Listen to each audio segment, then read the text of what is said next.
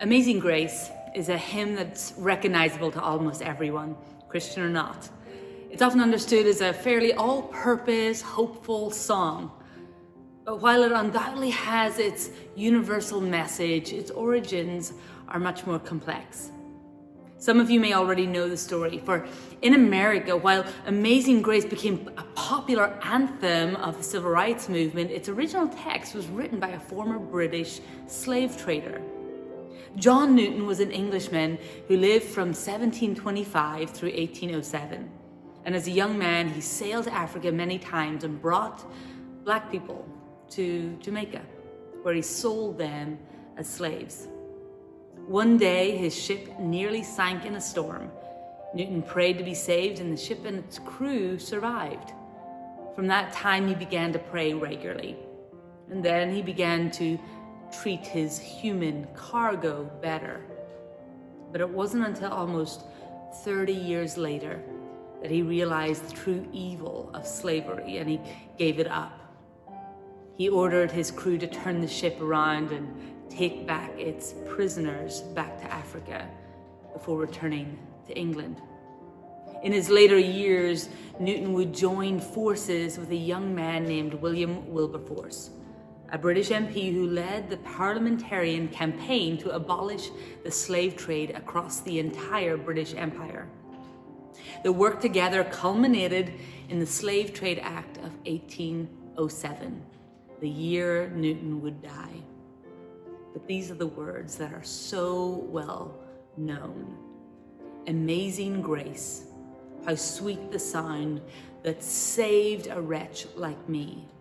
I once was lost, but now I'm found, was blind, but now I see.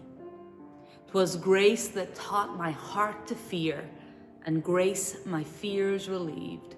How precious did that grace appear the hour I first believed. These first two verses speak of Newton's change of heart, a change that he attributes to God's grace, divine, unmerited favor. Grace is one of those words with several meanings. If you say a grace, you're saying words of a blessing or thanks before a meal. A person can be grateful, for example, in the way that they move, like a ballet dancer. And grace notes in music are quick little notes leading up to the bigger notes. And even in the religious world, the idea of grace has two quite different meanings, especially for Christians. Grace can be gifts from God to humans, such as love and mercy, self-control and compassion.